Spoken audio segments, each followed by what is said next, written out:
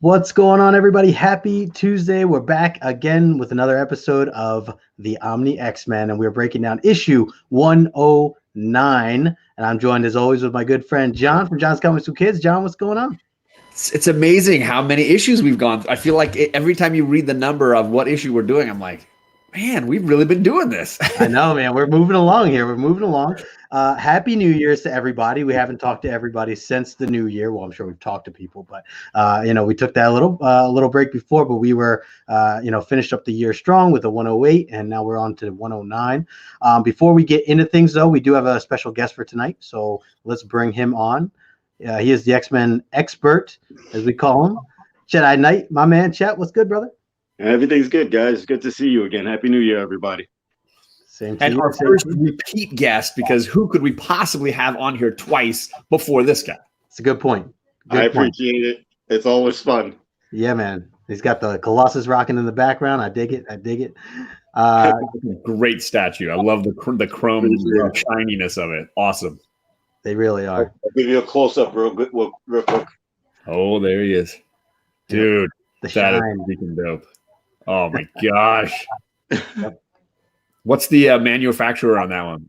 That is Bowen. Man, very nice. That is a beauty. That is a beauty. Yeah. Had it since 2004.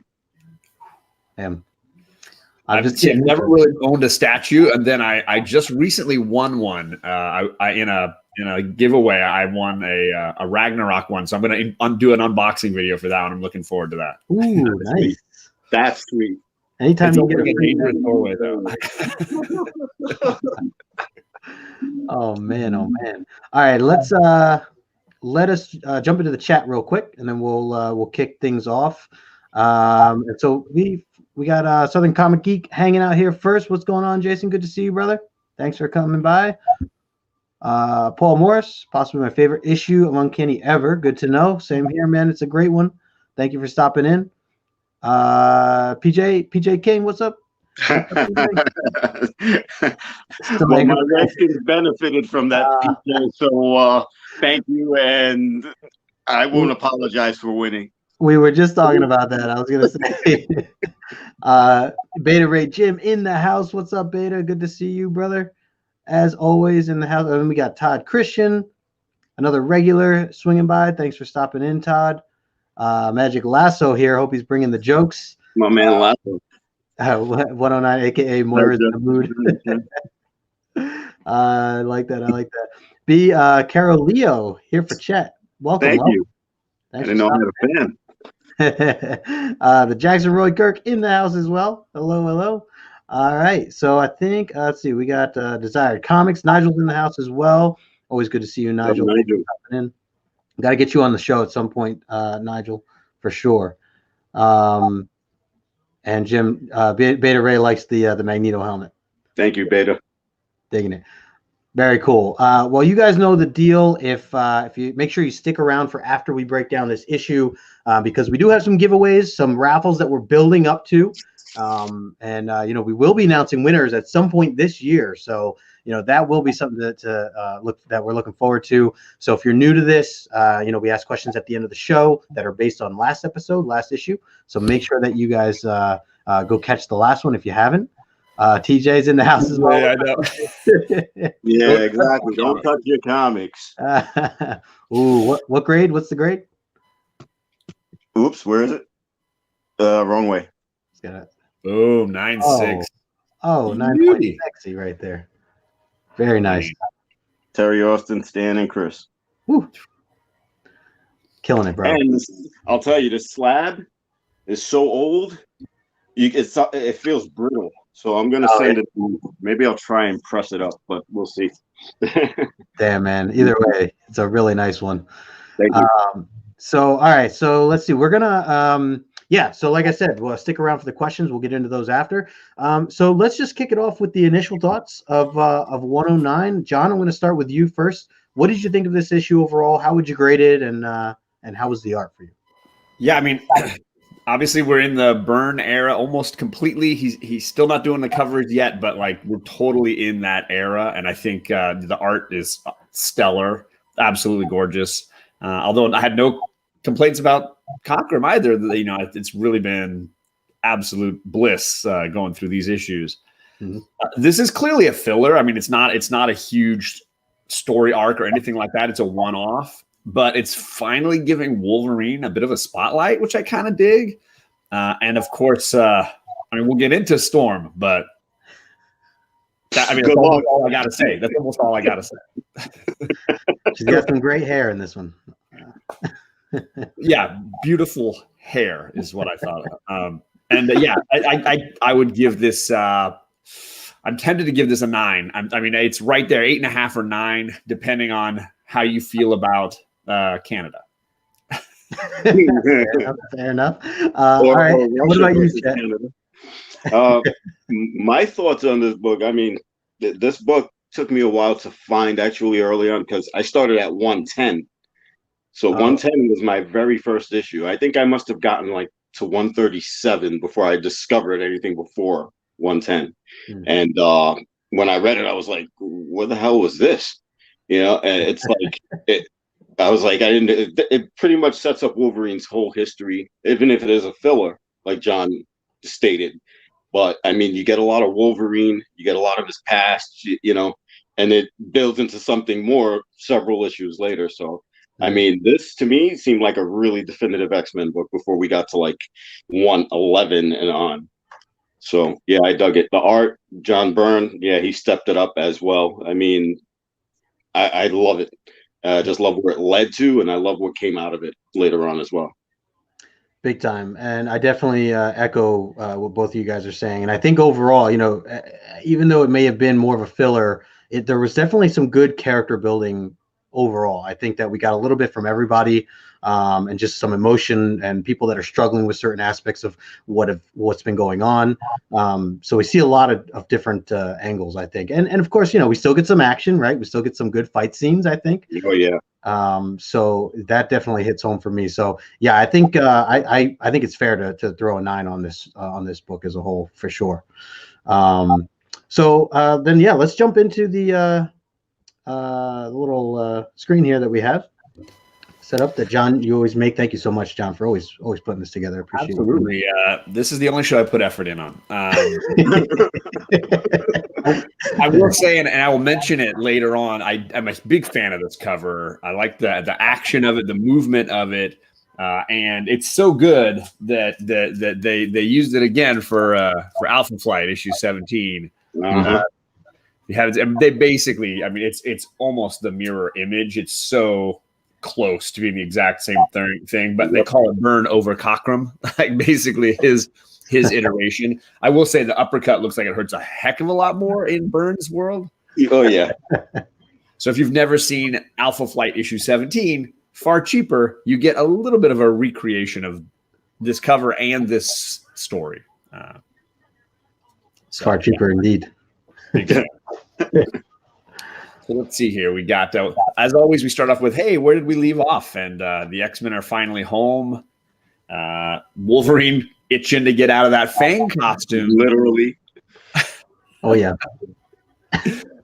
This sequence cracked me up for several reasons. One, it seems like some characters had a chance to change clothes and some did not. Yeah, a little mix. I don't know why Colossus got into a full new outfit, but Storm is still in her old gear, and Wolverine's like half and half. I don't know what's going on here. Oh, you know what? I meant to mention this. You know why they're dressed like that? Iron Fist 15. They just left Misty Knight's house. So some of them were able to change there and some couldn't. Wolverine, remember, he was fighting Iron Fist in that outfit. Nightcrawler was fighting Iron Fist. Colossus probably changed. They were having a party at that house. And it got ruined because they ended up fighting Iron Fist in that apartment. That's what this was. See this guy? This is the guy, man. This is the guy. Yep. For me, it just cracked me up that the ladies had to still wear their lingerie, but the dudes all got to change clothes. That was kind of my feeling on it. And it looked like Moira's wearing a suit. That's kind of a cool look for her. She's going that little Annie Hall. And then they do the recap, which for me felt like all the moments we felt like were kind of missing from issue 108, where we're like, they didn't really go into all this. They did. They just put it in the next issue because they couldn't fit it. So here Jean kind of runs us down on all the stuff that we missed. And Lilandra, all that, the joke that we had that Lilandra kind of just monologues there at the end and kind of says, I can't go home. But this is that moment. We see all of that backstory of what's going on politically in the Shi'ar galaxy and what that means for her chance at the throne. Yeah. I was trying to think of how I remembered like where I learned all that. Cause I just remember that, as you just said, like the last episode or last issue just had like literally 3 sentences tried to fill this whole thing in. Well, you think about it, and Justin, sorry to interrupt. Yeah. Where would we be right now if this page did not exist? If these 2 pages, we'd be crucifying them. Oh yeah. We would be crucifying them. Yeah, we had to wait an issue for it, but we ended up getting it. It's true. Good point.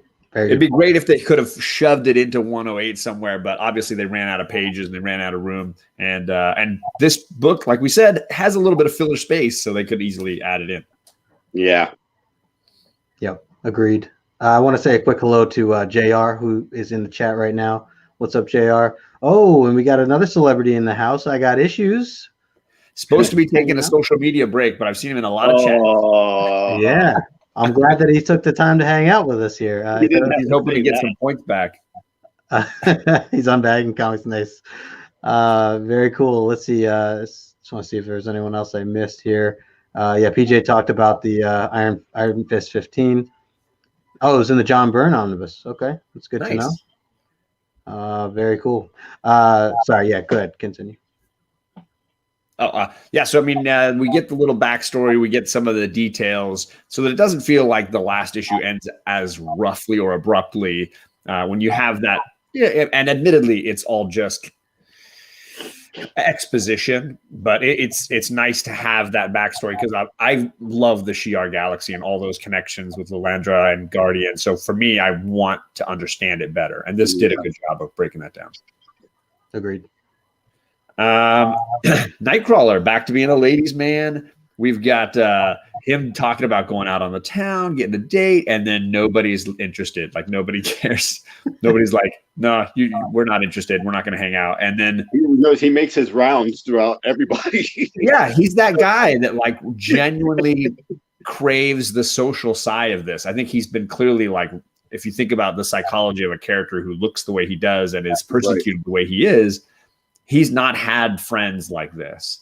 And you could see him genuinely caring for and reaching out to his team, including this sort of extended sequence with Scott. I cut the little bit with Colossus, but I was going to say, I think he and Colossus give us a lot of that in this book. Totally. And that moves into this, Scott is doing his Bond villain stare out the window at Jean, who is trying to explain something complicated to her parents, and I love how Nightcrawler doesn't take his crap. Yep. Right. Yep. Nightcrawler just basically says, "Perhaps you're right. I've had a pretty easy life so far. I guess not all like you. For example, I never had to worry about optic beams. I've only been blue and furry since I was born." There you go. I mean, he doesn't let Cyclops get away with it. And then of course we got Banshee coming in and just interrupting the whole thing. He just blew it up. Like, if you ever could interrupt anybody at a bad moment, this is entirely it. Yeah, it definitely cracked. Yes, it was definitely sarcasm, right? Definitely some sarcasm going on there. But like, yeah, I couldn't get over how just flat-footed Banshee comes off here. So he's going on a picnic with Moira, and Nightcrawler's going on a double date, and they're trying to see where Cyclops falls and all that. Yep, that's another one right there. Vamping in the house. They really do point out in this particular issue how bad that smells. The after effects, the smell that's left, the brimstone smell of Nightcrawler bamfing. Yeah. JR saying keep chatting a short leash. Why am I trouble? I was gonna say we're usually the ones in trouble. Yeah. Man. So I mean, I could just sit on these panels for a little while if we want. Somebody just mentioned something. Who was that posted that about Banshee and Arcade? Lasso, Magic Lasso. Okay. A lot of people, I know it's off topic a little bit, but in issue 111, a lot of people don't realize that that's Banshee. Everybody first says, "Oh, that issue with Arcade." Right. I'm like, huh? No, it's not Arcade. It's Banshee. Yeah, that weirds me out. Sorry to interrupt. No, it's not an interruption at all. Not at all. So yeah, obviously these are my favorite panels, and I just wrote that it was everybody's favorite panels because it's the truth. And I thought it was hilarious that she's got this whole garden upstairs, and it was like best herbology teacher ever, right? But I want someone to make like I don't know if you've seen Cho, the artist. He does these sketch covers for people where it's like Scarlet Witch, and it's the new Hogwarts Defense Against the Dark Arts teacher. I want Storm, the new herbology professor. Like that's what I want. So she waters her plants and decides just to let it all hang out. Be free. I like the strategic hair placement. Yep. Yeah, that was Justin's joke there. He's like, I love her hair in this. It's funny. I had a different reaction. I wasn't a big fan of the hair.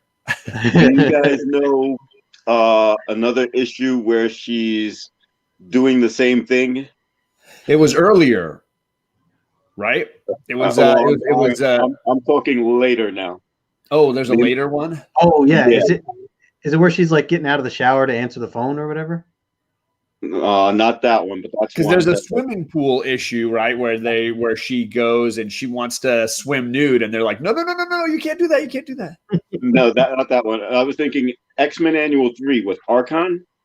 Ooh, okay. She's in the attic and she's watering plants, and it's like full out, a lot like this, and then Archon breaks in, and then she blasts him out, and then all the action takes place. But that's a story for another day, children. I am down for that. I have to get that issue now.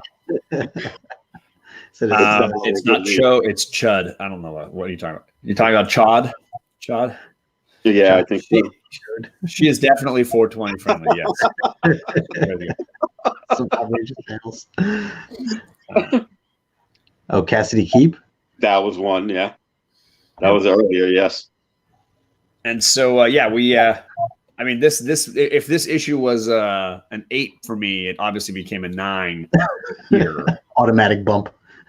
Yeah, just huge grade bump right there. But then we go back to picnic time. Everybody's planning for a picnic, and Wolverine's like, "I'm gonna go hunt."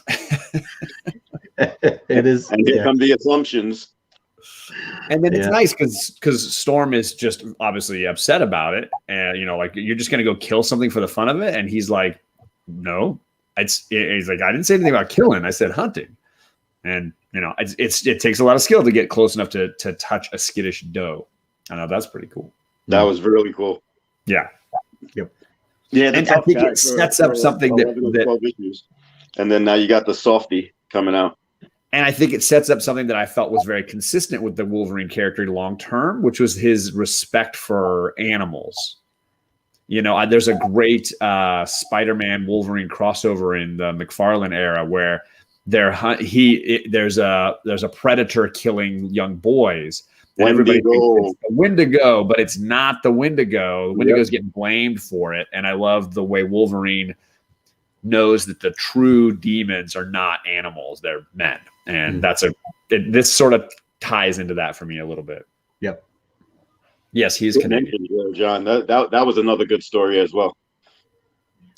I mean, as much as it's like 90s kitsch or whatever, like that, those early Spider-Man McFarlanes are they're gold for me. I love them. Yeah, me too. Oh, Beta said that the Omnibus Volume 3 was released today. I don't think I realized that. Ooh, I didn't think my LCS got one. I bet my LCS, like a lot of them, have been dealing with Diamond this week. So all of their indies and Marvel books did not show up, and might not even show up tomorrow. I know that my friends in Florida have a similar issue, so I don't know. I feel like there's been a lot of stores that have been dealing with that just today, between today and yesterday. Yeah. But poor misunderstood Wendigo, yeah. Charles, not the issue. Yeah. Hey, Andrea. it's his dream woman, and he's finally got her in his house in lingerie. Let's not interrupt the guy. So then, I've been cutting out some of these espionage moments, but there's this like secretive group with all with, dark maple leaves all over their outfits, very subtle.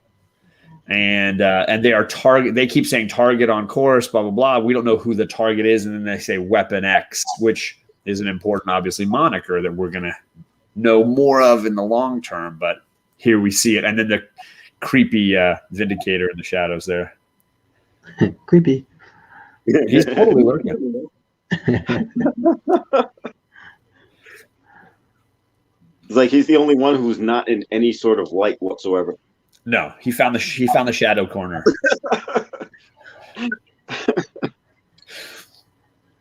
All right. And then so Wolverine doesn't get a chance to pet his deer because Weapon Alpha shows up, and apparently it looks like he came up out of the ground, which that's a move. I think this is when we start blaming Canada a lot.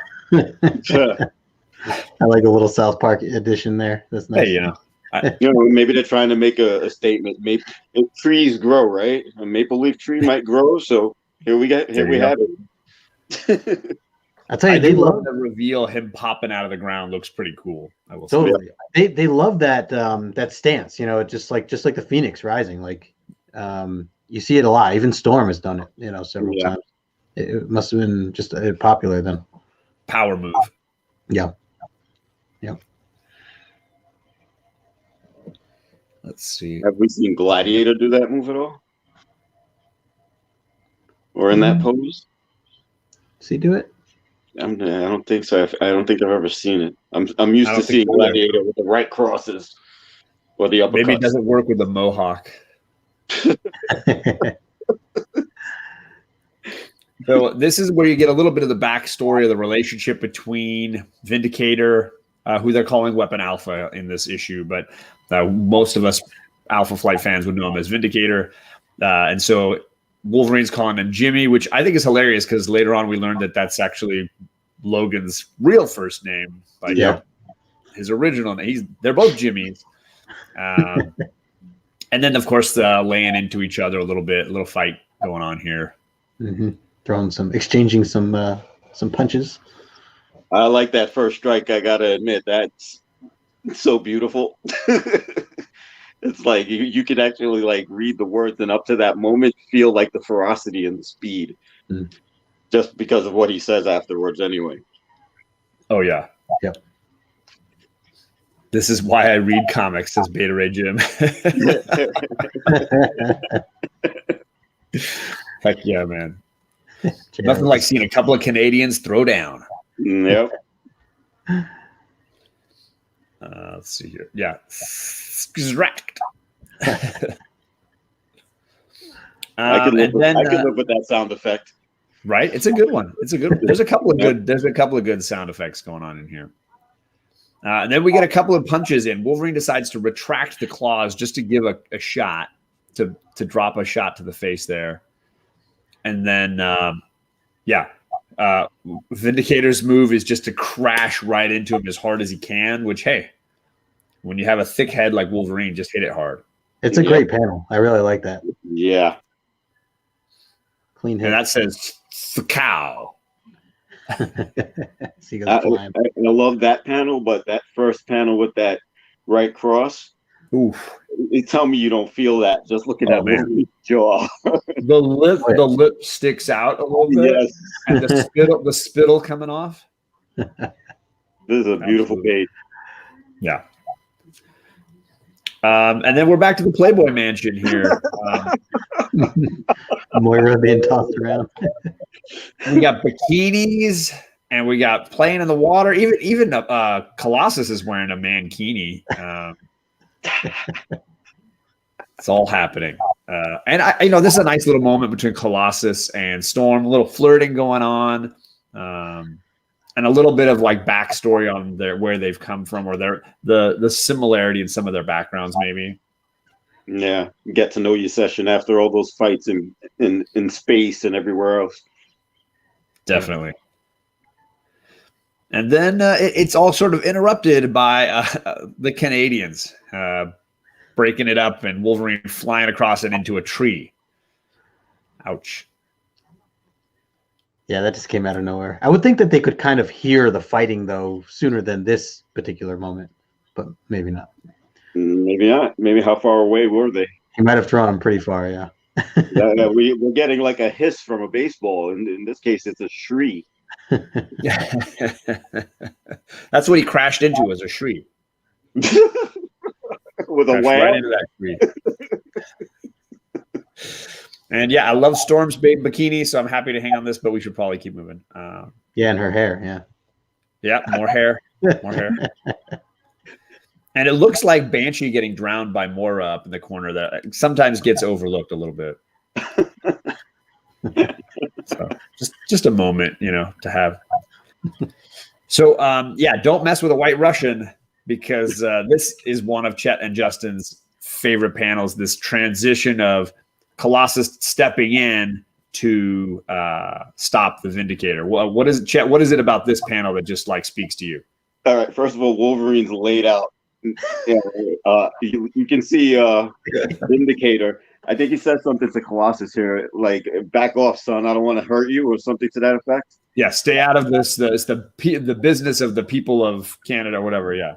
And then Colossus, I don't need to see his words. It's just to know what he says. I think he says, "Somehow, Tavares, I do not think so." There it is. And if you're looking at this the way I'm looking at it right now, like the way you have it set up, it's so dope, because you have it one panel across rather than three and then the one like in the book. Yeah. This is worthy of a screenshot. I think I'll go back later and take it and use it. I'll tell you what, I'll send you this panel or something. Well done. Very well done. But I love that final panel, because you can just see how well he hit him, just from human to metal to boom, and he knows it. So that really gets me about this page. And the fact that Vindicator, before he actually takes that hit, he just thinks oh, who's this? Who's this tough guy coming up at me? Has no idea. Just imagine just having no idea that there's going to be that extra bump of just this smack in the face that he just doesn't really see. He's like, "You're gonna throw a punch at me?" If there was ever the element of surprise, this page is showing it. Right. Exactly. I also love the transition of the background color behind him from green, cool colors, he's just chill, into yellows and then reds, and it's almost liquidy in the yellow, and then it's sharp and intense in the red, and it's just, and he smiles the whole way. Colossus is just because he knows. Bam! Let me just lay you down with one of these. I love it. Kachung is in the house. What's up, Kachung? And Eric is also here. Hello. DJ CQ. I'm not gonna. It's DJ Sick Rick. Oh, I see it now. Sick Rick. I dig it. Wait, did Wolverine get smashed again? Yeah, a little bit. He's a bit laid out. I wanted to go back up because there was a couple other comments here.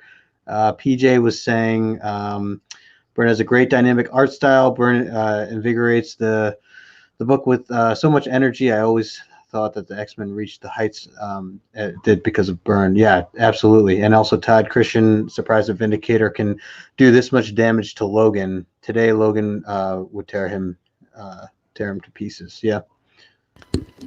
They were definitely setting some things up here. I know that we're still kind of a year almost away from Alpha Flight making their debut, but this, you can see what was set up with this for sure. Mm-hmm. Yeah. Oh yeah. Yeah, he's a ruthless killing machine. There you go. Hello, Jana Marie. Thank you for coming by. And Pat Cave Comics. All right, Jana. Hello. And what's up, Pat? Thank you, Jana. That was my niece that just chimed in. Oh, nice. Yeah. Thanks for hanging out. Picked the perfect channel. Yeah. He's still hurting after Jeff in last issue. Good chunk. That same niece that's on is one of the reasons why I ended up with all those crossover books. I sent her money and she sat online and ended up getting the most out of everybody. She got 5 of them. Wow. So nice. As a birthday gift, she gets one that's coming back signed. Wow. Very nice. That's awesome. Should I keep rolling here? We got yeah, friendly fire here. So Vindicator's like, what is going on? I'm gonna hit you guys with this log. Of course, Storm is like, I don't think so. Lightning bolts that, and then the danger moment, right? Colossus blasts and Vindicator blasts. It bounced off of Colossus, and Moira's knocked into the water. Yeah, it's a bad angle there. That's sick. I like the glow right off of Colossus. Really gives you an idea of all the metal and just like, I love it. All the reflections he gets and everything. I'm hearing a little echo here. Sorry. Oh yeah. The white on Colossus makes this panel work. Like it's just like you can see it shining up and blasting off. Yeah, I totally forgot that Moira got hit here. Rereading this. Yeah, that's what sets some excuse me, some shit off.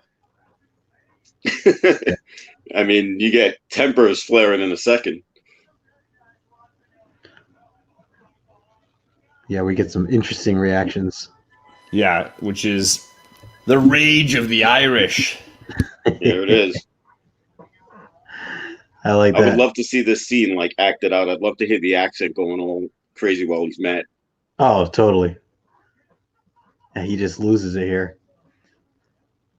Still able to first dive in and save her, but when he gets out of the water like that, it's just that. Yeah, that's the end of everything. All bets are off at this point. Yeah, if anyone else would have like a berserker moment, it'd be him right here. I can imagine what that must have sounded like, though, especially with what comes next. Oh yeah. Yep. You mean the blasts, right? They're just unload.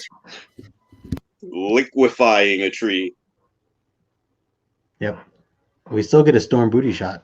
But yeah, no, the beam. Yeah, the beam. Yeah. So I basically said the entire country of Canada is the douche this week. Because not only did they decide to go back and try to steal Wolverine back, they did zero recon on where they were going or who these people were. Yeah. How do you go into the expansion without knowing what you're going into? Like, it's all just stupid for me. And they don't even try to talk. They didn't use their prep time like Batman. It does give us a shot of Storm in her bikini, yet more bikini battling. I'm all for it. So this is again the issue just keeps going up based on the art for me. Yep. Roy Kirk just says so. He just drops her and flies off, talking about Moira.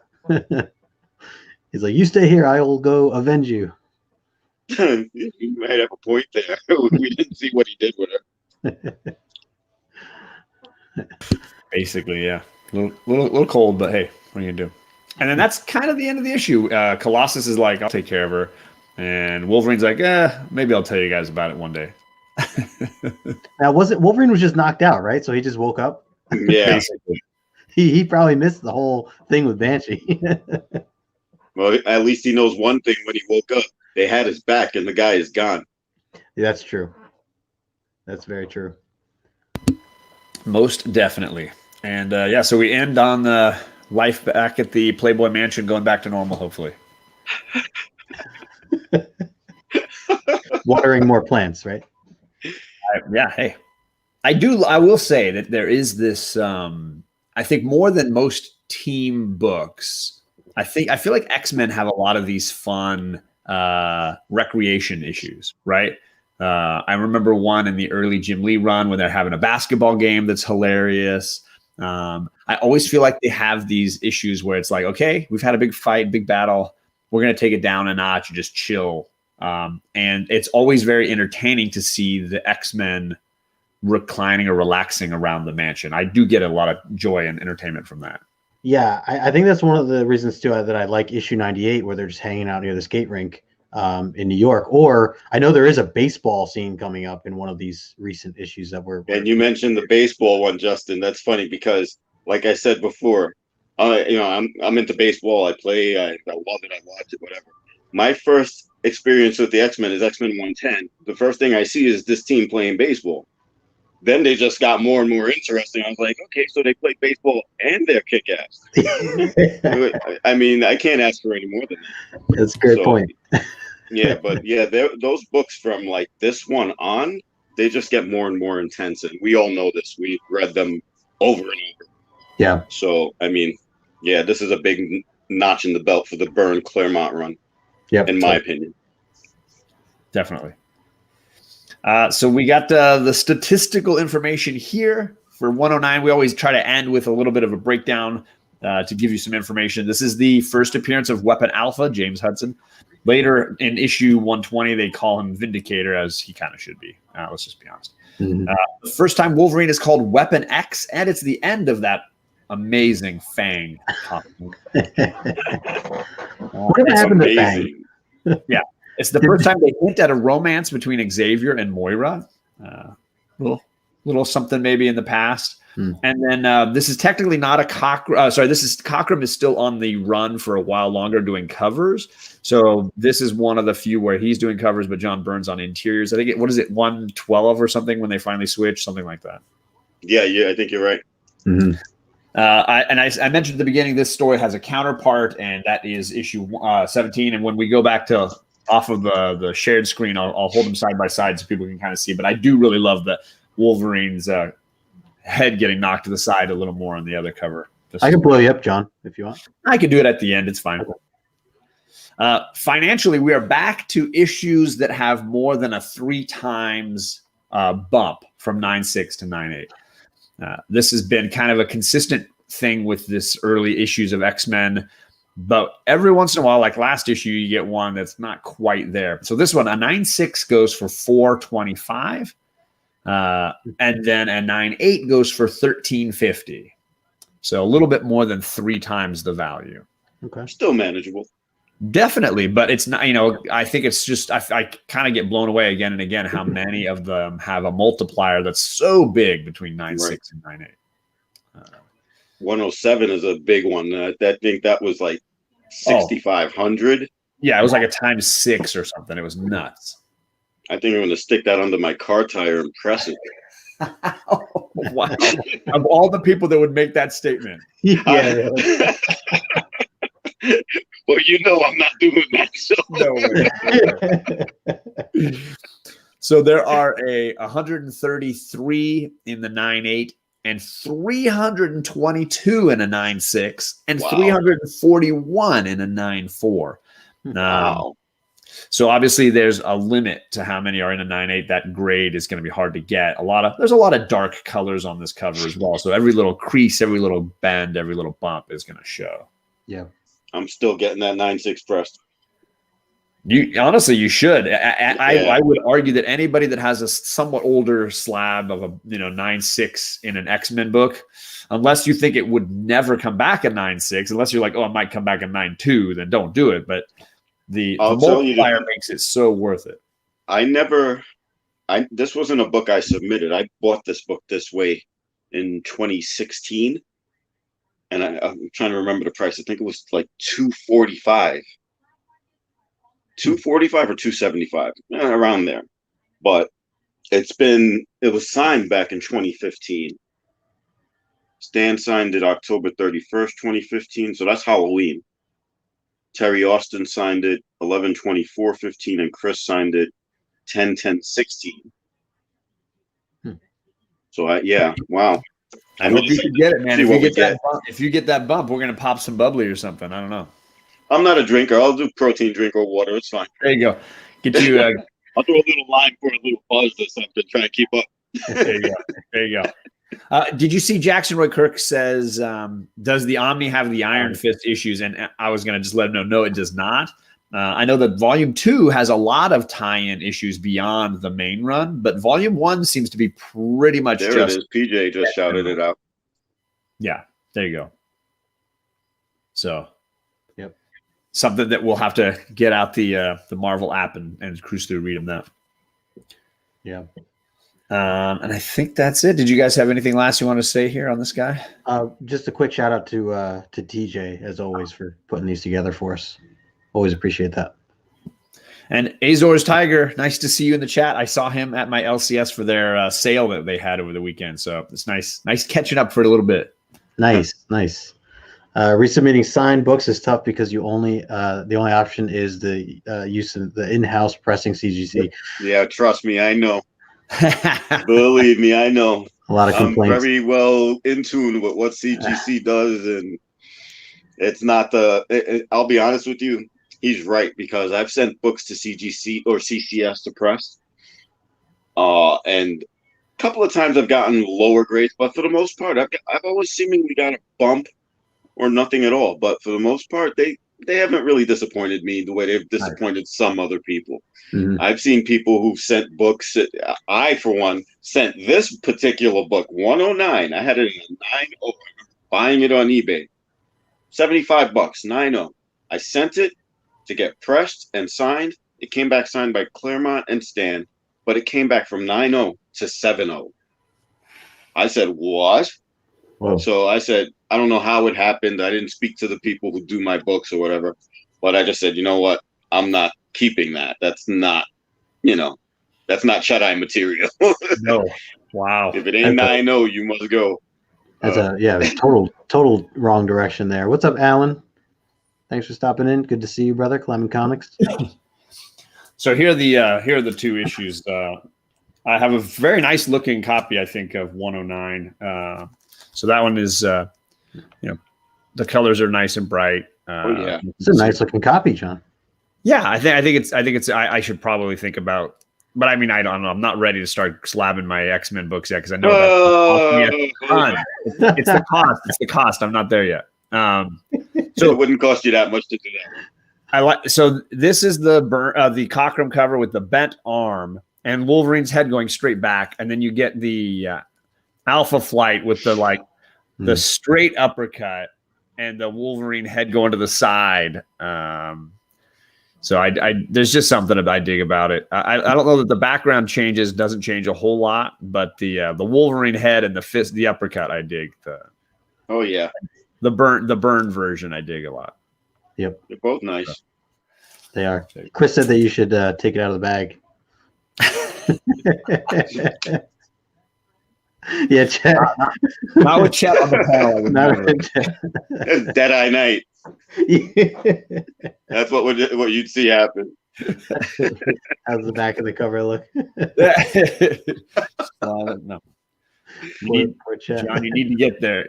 I'll get there. Talking to Justin about this. Oh yeah.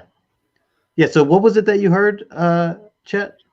Christogram told me that he, I think you guys might know him. Christogram runs his raffles and auctions. Yeah. He told me that he heard that Alpha Flight maybe end up having a cartoon or something to that effect. So that sounds like pretty big news to me. That would be really cool. That would be cool. Yeah. Absolutely. I mean, I think that's a good way to break them in if they're not going to be on the big screen anytime soon. We haven't seen them at all, right? In any cartoons prior to. I mean, there was never a cartoon or anything. Well, cartoon, yeah, we've seen them in X-Men the animated series. The animated series, yeah, they were okay. They were. Yeah, we've seen them there, but as far as anything that's solely focused completely on them, let's see a Canadian team. Shots fired. Shots fired. I do think they're underrated, underappreciated. I think they've got good ties to the Hulk universe and the X-Men universe. There's a lot of ways to bring them in that I think would be kind of cool. And I've always been a Puck fan. I thought Puck was just too cool. I dug him too. Mm-hmm. So entertaining. They're in the Immortal Hulk stuff too, right? They are.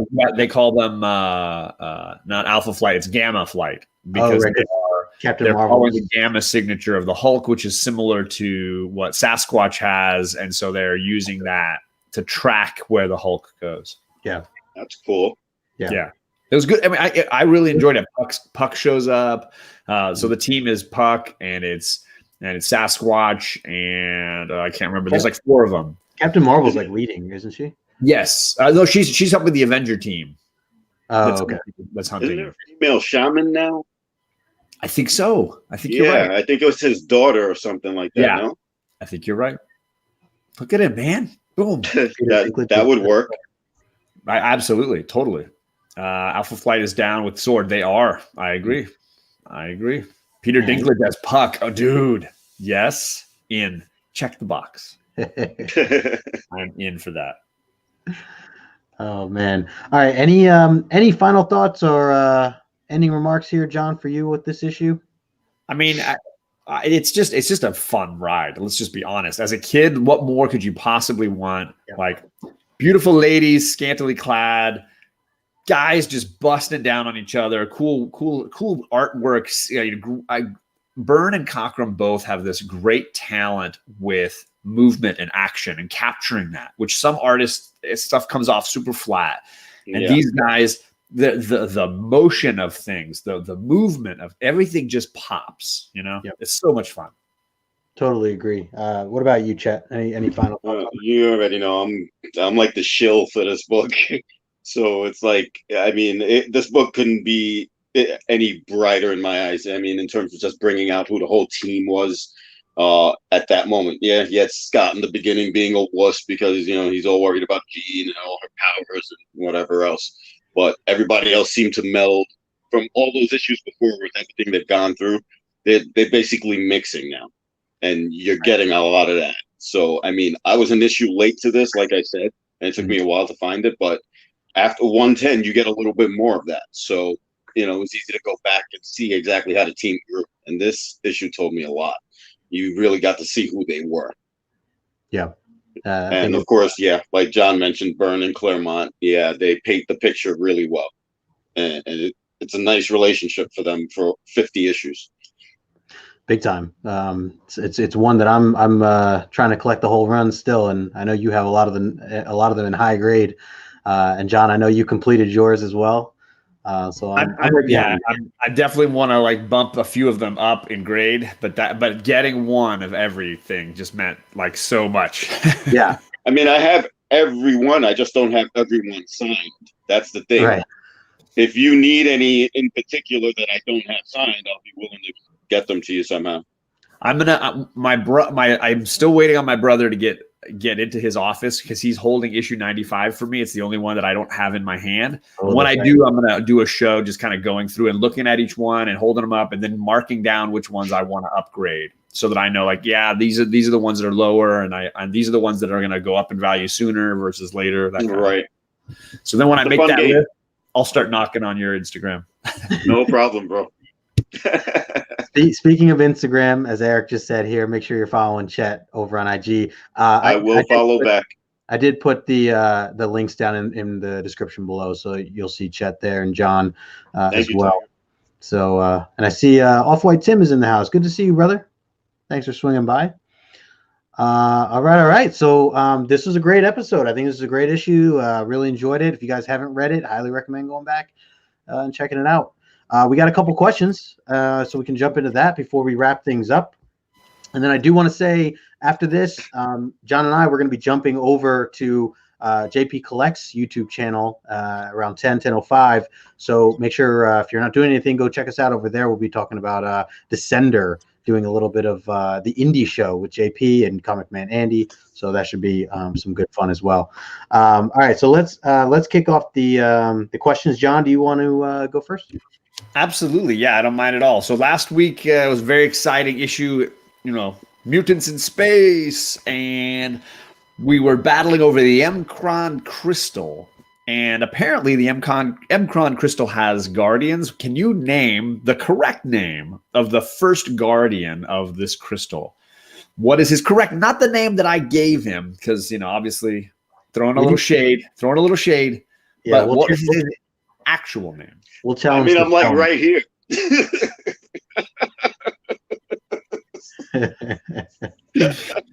Oh my gosh. There it is. Team away. He's back and he's scoring points. I don't know if it's popping yet on your screen. Yep. We got issues. Issues gets the double points. JR Team Nerd Herd getting the secondary point for second place. And oh man, there's some good ones. Firstly, Inigo Montoya is hilarious. I love. If I hadn't already given him the other point, I might I'll go with JR for Joff. Oh yeah, I'll give it to Beta Ray Jim, Inigo Montoya. there you go. But we didn't kill his father. Man, I tell you, Issues takes a little break, and he's right back in here, scoring at the top of the list here. TJ, Secretary of State. Oh, buddy. All right. Question number 2. My first question. We'll start with who are the 2 individuals that offered up their life force or their energy to Jean Grey in last issue? There were 2 characters. Give me both names. Who were the 2 that offered up their life force or their energy to Jean Grey? I forgot about the baseball in next issues, and I'm really looking forward to reading that. It's gonna be a great one, yeah. Absolutely. And then we got Chet back again, everybody, on issue 111. So we get it next week, and then the week after we're back here with Chet again. So be ready. Nice. A book I don't have signed. Ooh, shame. I need that book. So we got a winner here. On my side, I got Issues coming in first, followed by Magic. Yep. Can't keep him down. Doug Peterson and Jalen Hurts. I don't know. Chase Young, John, baby, and Ron Rivera.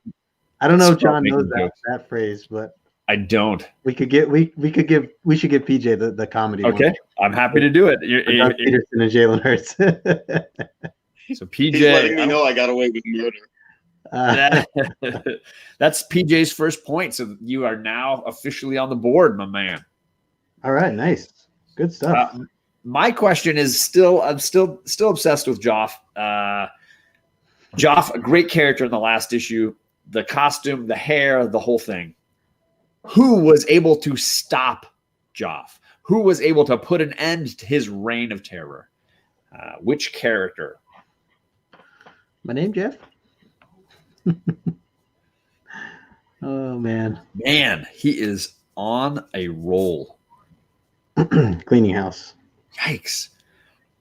Can't stop him. Travis with Segundo. Hey, from another mother. Like somebody got knocked out a second. Good to see you, Travis. Definitely putting some space between himself and Chet here, and Beta Ray Jim, and Magic Lasso was right there too. Yeah. So we have Issues first, and then we have Travis second. Yes, sir. That's what I got. Okay, That's what I got. Good stuff, Travis. On the board. All right. So my other question that I have here is, who was it that picked up and threw the Emperor at the crystal in last issue? Actually picked up the Emperor. What's his name? Neked? He's Deken. Deken. Emperor Deken. Picked him up and threw him at the crystal. Who was it that threw him? Uh-oh. Everybody's copying Issues, but he's answering the wrong question. Deken did not throw himself. Deken, what? Yeah, right. Luke Skywalker. Chung gets the comedy point. And JR, I forgot to mention for you, the mama from Another Mother, you got the point there too. Let's see. So Kachung's getting the comedy point there. Man, not seeing any correct answers yet. Who threw Deken? I can't answer it. We should do a thing like if we have a guest, like if over a minute goes by, the guest is allowed to answer. But we've already got a correct answer, and now we got the second one. Yeah. So I have Lasso here first. Yep. Lasso gets a raffle ticket and 2 points. And then Roy Kirk. Roy Kirk, I saw. Yep. Boom. Nicely done. By the way, speaking of Raza, I know I mentioned this last time when we were talking about the issue. I just got a poster of X-Men issue 9 of the new Hickman stuff. Oh. And it's up right now. I don't know if you can, if I could turn this, can you see it there? Oh, nice. I've seen that one. It looks like an old, like a Star Wars or Indiana Jones poster. The style of art, I love. Yeah, that's sweet. I already got it up in a frame and everything, and it has a lot of the characters that we've been talking about here, over the past couple issues. So cool to really see some of the Starjammers and very nice, a mix of everybody. And Raza's in there because I know Raza has a really cool scene with magic in some of the newer Hickman stuff, with the sword fighting and stuff like that. Mm-hmm. So if anybody's not reading that, highly recommend it. It's a fun read. It's been fun for the Hickman stuff. Yeah. And I've been challenging myself to go and read The Age of Apocalypse, which I've never read before. It's one of the few big mutant events I've never read, and I just got through reading Gambit and the Externals issue 2, which is basically the 107 and 108 storyline done in this alternative universe where Gambit's team is the one going to the M'Kraan crystal. And it even is drawn similarly, like the first page reveal where they're all like, where are we? I remember that. Like they're all staring at the M'Kraan crystal saying, where are we? It's not Phoenix behind them, right? It's a different character who transported them across the universe. And then the next page is the same like spread page. Wow. Nice. And it's like the layout is the same. Right? I have those books and I literally saw them like day before yesterday. And I don't know if I ever actually read all of it. Sadly, nobody strips down and redresses themselves during the fight. But I kept laughing at how they clearly used 107 and 108 to write this storyline. And they're trying to get the M'Kraan crystal to fight Apocalypse. I just was like, page after page, I was going like, no way. It's so cool that we were how this all connects in a fun way. Yeah, so very nice. So, I'll have to check that out. That looks cool. Completely geeked. Yeah, very cool. All right, fellas. Well, I think this was an awesome show. Chet, thanks so much for joining us again. And I know we're going to see you in a couple weeks. So, it's been a pleasure, man. I'm always up for this with you guys. I mean, glad you guys found a good thing to do with my Tuesday nights because after Monday Night Football, exactly, nothing else during the week. So I'm glad you guys keep this going. It's a lot of fun. It's funny that you bring that up because when John initially asked me, like, what days of the week work for you? John, I literally based everything around football. I was like, well, Tuesdays work, Wednesdays work, Mondays don't work, Thursdays do not work. It's always, that's like the priority because you only get 16 or 18 weeks of it. And then they wean you off. You start getting all these games bunched in one, and then it weans off into one game. And then there's nothing. Yeah. For 6 months. So this is awesome on Tuesdays with you guys. I thank you a lot for making me a guest a few times. It's fun. Absolutely. So good stuff. And everybody watching, thanks for hanging out. Make sure next episode, make sure to remember we're on John's channel. So make sure that you have him set up. I'm sure you all do, recognizing everybody here. But thank you all for coming out. Thanks for hanging out as well. If you're catching the replay, thanks for taking the time as always. So we'll catch you guys next week. And like I said, come hang out with us over at JP Collects in about 2 minutes if you have time. So, all right, fellas, take it easy. Good night, guys.